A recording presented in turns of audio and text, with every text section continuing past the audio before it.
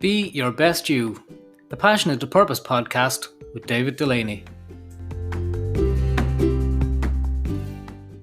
Good morning and welcome to another episode of Be Your Best You, the Passion into Purpose podcast.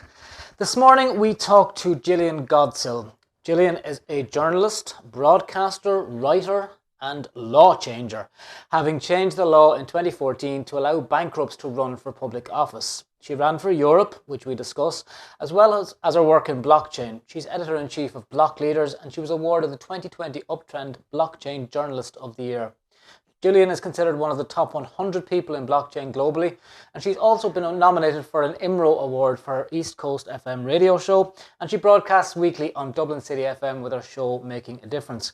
So this morning, Jillian is on the other side of the mic as we chat to her and we find out about what drives her.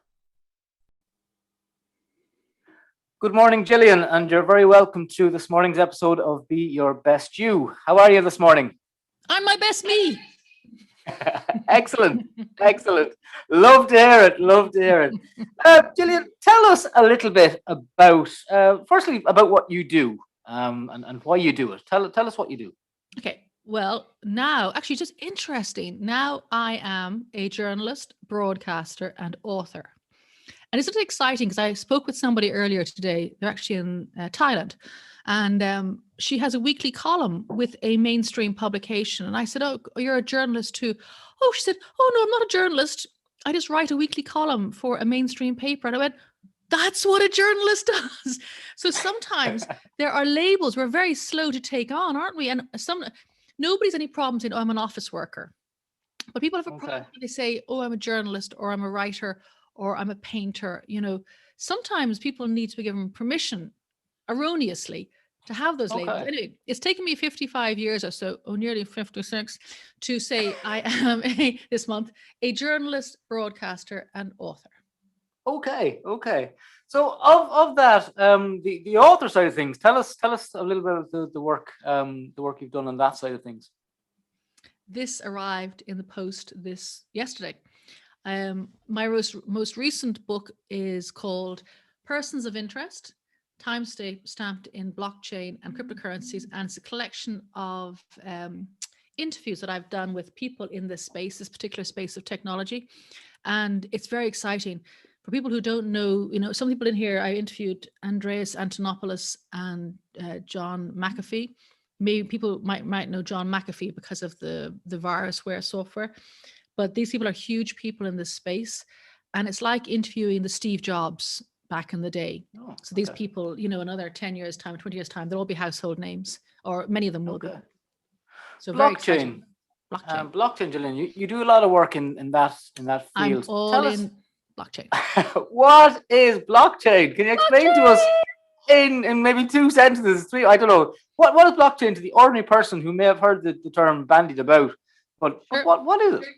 It's a transformational technology. It is best described the same way that the internet is a transformational technology. When the internet first came along, people didn't kind of cop on to how important it was going to be. Now they are, of course, they do realize how important. People said at the start, oh, I wouldn't buy clothes online. I have to try them on. And now you ask, what millennial goes into a shop to try on clothes? They don't. They order them and they send them back if they don't like them. So it's changed the world dramatically. And blockchain is also a transformational technology that will change the world. And it's primarily known, or is kind of known for one of its first use cases, if you like, is Bitcoin. Bitcoin, which is a digital cryptocurrency that people nowadays are paying attention to again. It's 12 years old. It was launched 12 years ago because the price is hitting $50K US dollars for one Bitcoin. You go, oh, it's a real thing. It is a real thing. So the cryptocurrencies and blockchain are interchangeable in some ways. They're interlinked, I suppose, not interchangeable. But blockchain, it's a transformational technology. And one of the things that it allows you to do is to exchange value peer to peer. So I can send you value, which is aka money of some kind, value. I can send it to you without a bank, from my wallet on my smartphone to your wallet on your smartphone. And that's revolutionary about blockchain. We don't need a trusted intermediary. We don't need a bank in the middle to be able to facilitate that exchange fairly and accurately. Okay. How does a journalist and author end up working in blockchain? you have a tough life. No, two ways. One is I've been in fintech for most of my adult life anyway. So I've been through the dot-com boom. I've done, and I enjoy working in the space because fintech is what I always said when I was doing the Marcoms for this space. I always said, I'm glad I'm doing Marcoms for stuff in fintech as opposed to maybe baked beans. Nothing against baked beans. If I'm on a desert island, do I want fintech or baked beans? Baked beans, thank you very much. I'm going to live, there's food. But it's fintech is changing and it's challenging. And I'm not a natural nerd, but I'm excited by ideas. So I love being in this space because I say I'm not, I was a programmer, a very bad programmer. I'm not nerdy by instinct. I get my daughter to fix my printer. I'm not nerdy, but I love the ideas behind the space. So fintech for 30 years. And then when blockchain came about, I was so excited because blockchain because it's transformational. It does upset the apple cart a bit in the way we think about things. And I had a kind of traumatic last 12 years, if you like, coinciding in some ways with Bitcoin, me and Bitcoin. Oh, that could be my new novel, Bitcoin and Me. So it's been a bit of a roller coaster ride the last 12 years. And yes, that's how I got into blockchain. Okay. The last 12 years, Jillian, your name is in the Irish Constitution. Tell us a little bit about that. And not in a bad way, not as a criminal or something like that. Okay, yeah. Just to clarify that, yeah. And the law would actually be called after me, only they darn well agreed on it. Long story short, I ended up being a bankrupt. I was the first female bankrupt under the new laws in 2014, I think 2013, 2014. And when I became bankrupt through a series of unfortunate incidents, which were not necessarily, when I say they weren't my fault, I became bankrupt through a combination of the recession and divorce and a lot of other things that happened. So it was a kind of just a regular bankruptcy. I wasn't borrowing huge amounts. I wasn't, doing deals in Mexico and Turkey and all around the world, just doing my own sort of business, whatever, and all went belly up. And I discovered I wasn't allowed to run for public office as a bankrupt because we inherited old laws from the UK to say that being a bankrupt was somehow shameful. And I got very agitated and very activated. And I said, excuse me, just because I'm bankrupt doesn't mean that, I'm a criminal. I didn't lie, cheat, steal, mug people or anything like that. I'm sure I will in the future, but I hadn't at that stage. And in fact, the irony was coming to this thing. I don't think I'd even had as much as a library ticket. Hilarious, all the things you look back on. So anyway, so I changed the law. I went to that, brought the Irish government to the High Court, and I said that my constitutional rights were being infringed and that I should be allowed to run for public office. And the law was changed. It actually went all the way to the Supreme Court. But the reason why my name was not actually on the law was originally the Irish government put up a very robust defense, said, oh, no, you can't do this. And then they realized that if they fought the case in the courts, which was going to happen, it would carry over the time of the 2014 European parliamentary elections. So if I wasn't allowed to run in those elections as per my case, my argument, I could have had huge costs against the state. So I'm a bit sad about that, actually. I don't know. No. Okay, I didn't do it for costs, but it's quite nice contemplating, I'd have millions in my bank account had it not changed the law. So when you say public office, that was MEP. You were going. I was running, Europe. Yeah, running. And the thing is, I didn't get there. I'm not an MEP. Someone said, that means you're always a failed candidate. No, I said, I'm always a candidate, forget the failed bit. I just, but it was, I went on the anti-austerity angle. I was an independent. I had about a 8-week run. And it was very exciting. And I got 11,500 votes, which is huge. I had no money, I had no party, I had no advertising, I had nothing. And I had just used whatever I could in terms of online or digital or media, whatever that's, anything that was free, I would talk to. And, but it showed there was a huge appetite in the Irish people for fairness, because they recognized that going bankrupt, which is very painful, but it was a global recession and people failed financially all the time. And, 9 times out of 10, it's not because they're cheating and lying and doing deals. It's because life comes up and bites you on the bottom. No more than Father Peter McVerry would often say that people are only a few paychecks away from being homeless. Until you've actually been down that path, then you go, oh my God, it's true. It's true. Okay. Okay. So some of the guys that are in Dáil Éireann now and Shannon Éireann, they're in there because of you. and the fact At least that you one have, person.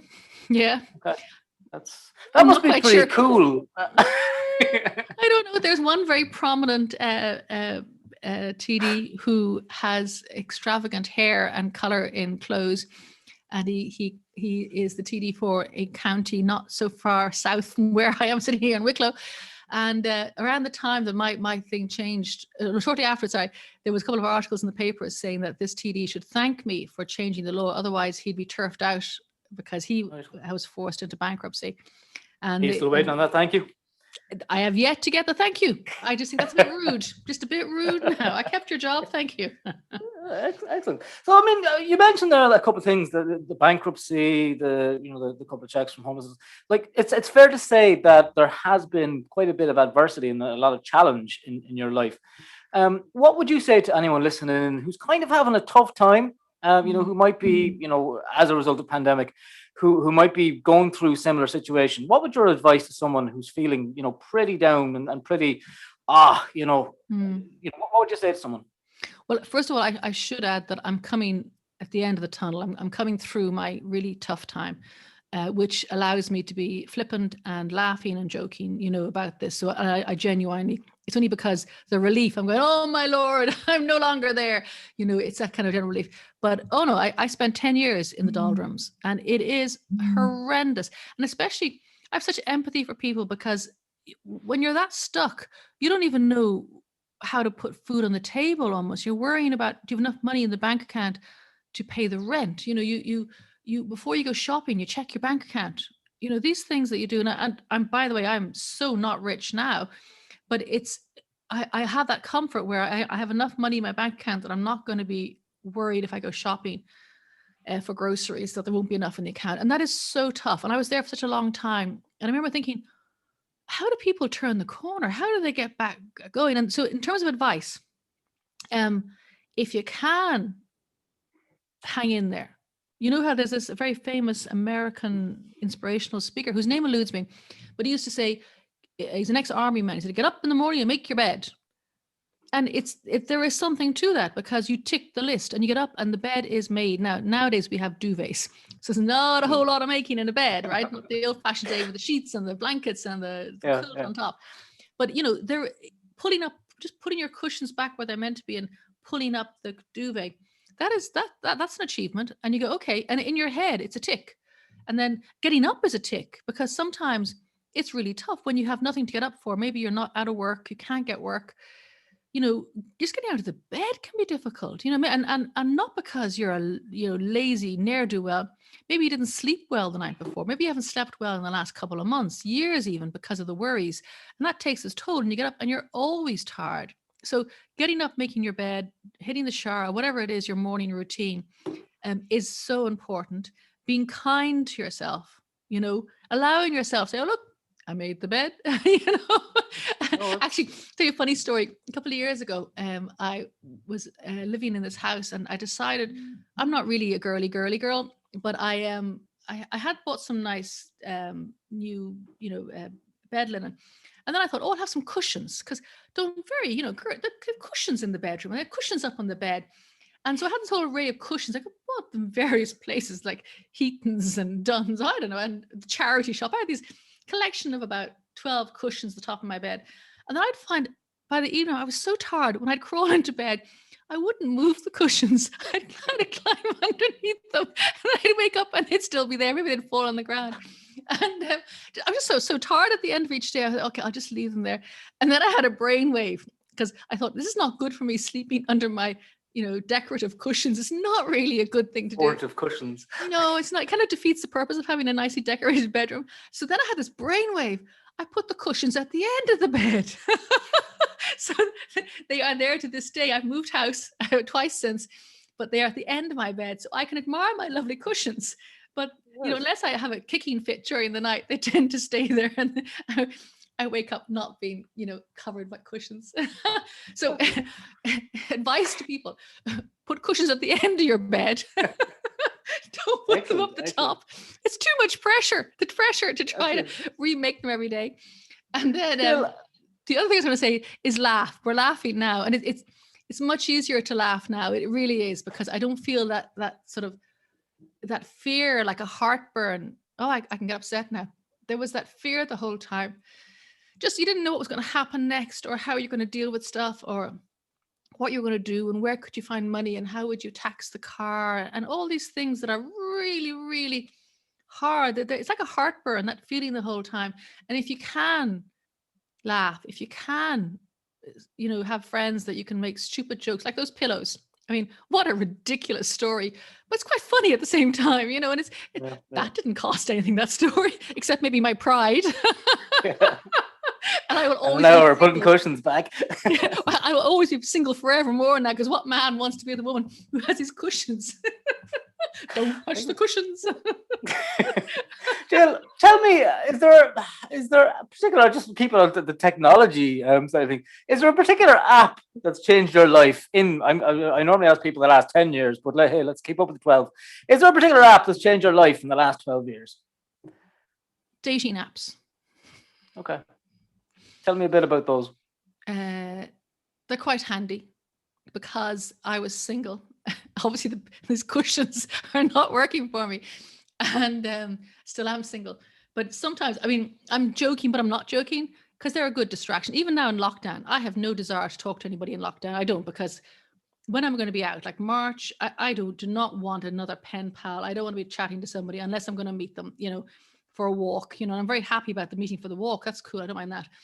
But having said that, it is a distraction. It's just a bit of a, and when you're kind of, I don't know, it's very hard to have aspirational things. And, maybe you see this picture of someone who's absolutely gorgeous, way out of your pay grade, and, but maybe they match with you or something. And then you kind of go, I know that's a photograph from the web, but never mind. I will, continue this little dream for a bit, this little, daydream.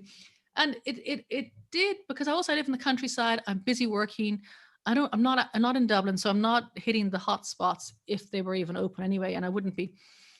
So it's, that's kept me going. It's kept me, I wouldn't say sane, but maybe if I did meet somebody, I wouldn't attack them, because I've been distracted over the years. Like some wild woman be let out of a cage, Oh my God. Must love cushions is on your profile. I should do that. Yeah. Love my cushions. Yeah, exactly. You have given me about 3 new titles for my autobiography. Bitcoin excellent, and me, excellent. Cushions and me. They're all something on me. Is there a thread there? Okay, sorry. Yes, absolutely. A thread on your cushions. Jill, tell me, your 15-year-old self, what advice would you give your 15-year-old self? There's only one thing I would tell her, and I tell it to myself now, actually, and I'm still not taking it. The advice is write more, because I'm a writer, and I have said since I was a child, actually that's one thing that no one gave me permission. I've always said it. And I didn't write my first novel till I was 41 or 40, whatever. It's crazy. And even now, the last, it's 8 years, I've been saying to myself to write your next novel. And I have a couple of really good novels. I've got sort of ideas. I like little clouds at the moment.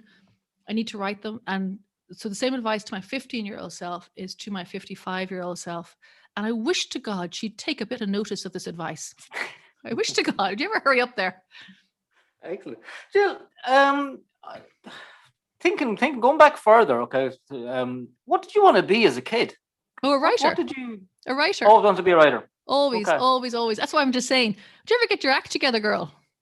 Right. And it's something that from day one, that when you're kind of thinking of things that you want to be, was always a writer. But I wasn't the child that was writing novels at a young age. I was reading, but I wasn't writing. So for this writer, I wasn't doing what I said on the tin. Very strange, that. Okay. Jill, what's your favorite song and why? That is a really good question. And it's a really good question because I'm song deaf. Kids who grew up with, I didn't really have songs. My radio shows that I have, they're all talk shows. And at the moment I'm doing a music show on GCR digital radio. I don't know the songs unless they're very old. I just don't know them. So my favorite songs are hymns and Girl Guide songs. Okay. Does that count? A particular one? Yes, the bear song from the Girl Guides, but it takes about 10 minutes to sing. The other day, I saw a bear. And we'll have another episode of the podcast dedicated to music. I will sing. There's a couple of guide we'll bring songs. You on to they go on a long time. They're meant to go on a long time. They're meant for around the campfire or hymns. Excellent. I love hymns. I love hymns. Okay. Is there a comfort in hymns for you? Do you find a comfort in the? Yes, because I grew up with them. Like my father loved hymns. My father's favorite TV program was Songs of Praise on a Sunday night. And as kids, we didn't really like that, of course. But also as children, I look back on it now. When my father was church warden, we would go to church in the morning. No, we go to Sunday school at 10:30, and the service was 11:30. Nowadays, kids, they combine them together. And then when he was church warden, we go to Sunday evening, evensong as well. And we used to help do the collection and count the money afterwards. We never stole any, just count it. It was always exciting as kids. But so we do a lot of church and stuff growing up. And we weren't very religious. We just did a lot of church. I don't know, we weren't like Holy Joes or anything. Although, mind you, at family gatherings, we have the sing song. We sing hymns. I don't know why. And we always only know the first verse or two. And then we go, what's now? Never mind. We'll do the next hymn. And in fact, lyrics. We had a Zoom call on Christmas Day, Christmas evening, because it was a different Christmas this year. Obviously, a lot of us weren't together. We were disparate, and most of us got on the call. And at the end, we just had funny. We did a few games, and it was a lovely, about an hour's call. At the very end, we said, "Will we sing something?" So we sang "Away in a Manger" with my sister, who's a very good singer, and we all sang it. Now, singing on Zoom, you're all on different times and voices, but it was really sweet. It was, yeah. Okay. Does faith still play a role in your life, Jill? Is something? Not really. Okay. Sorry about that. It's a question because it's something we don't generally get involved in conversations about faith, but a lot of people growing up, particularly when challenges come in, people can turn to their faith. And it's quite often people who have turned away from faith and church and stuff like that. When they have challenges, big life challenges, they say things like, "Oh God," or they say a little prayer or something like that comforts them. So it's just a perspective that I would, like most people who've been brought up with a religion, I will say prayers when desperate, as, "Oh my God." But I don't. I must confess, I'm kind of agnostic. I told my rector that at a funeral recently. He went, "What? Yeah, I think so." And then I do believe in spirituality increasingly, and that's kind of more my worldview. I'm not really interested in religion per se. I mean, I like Church of Ireland, so I grew up in that. I think it's a very nice religion, as religions go. It's very encompassing. It's very egalitarian. Women are allowed in there too as well. There's certain things as regards a status quo religion, I quite like it. It's quite modern and progressive and stuff like that.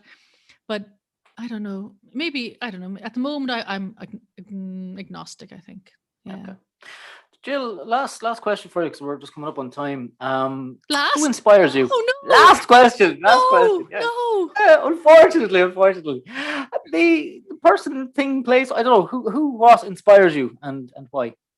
That's a really good question. I don't really know. Isn't that terrible? I don't have, people say, you ask people that question, they say, "Oh, it's so-and-so, it's so-and-so." I know my mom inspires me, and my dad would have inspired me. He's dead now, about 30. My mom is amazing. So amazing parents. My family inspire me. And do you know what actually inspires me? People, bits of people, not all of people. So for example, there's you, Dave Delaney. I might not say Dave Delaney inspires me, but I will say that Dave Delaney inspires me here or there. And it's not a small thing. Well, it might be a small thing as regards it's a part of a jigsaw of a whole piece. But you frequently inspire me on many levels, including I'm doing the February dry, and you were doing that. And the first person I wanted to tell was you, because I thought about you. I thought, "Oh, Dave did that. Thanks. I'm going to tell him." He inspired me, and he says and also, although I haven't done it yet, getting up earlier, so when I do that, I'll be ringing you. So actually, thank you. People have been asking me for a while now, who inspires you? And I don't have one person that inspires me, but pieces of people inspire me for different times, reasons, seasons, thoughts, whatever it is, different spaces. So yeah, people I know inspire me, people I don't know inspire me.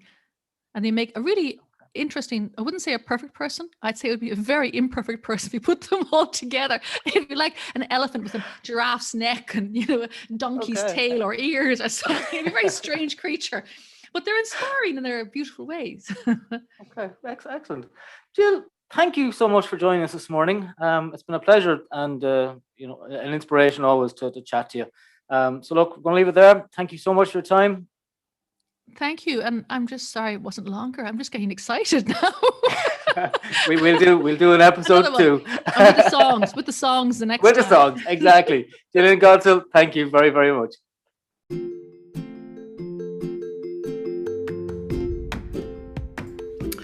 And that's it for another week.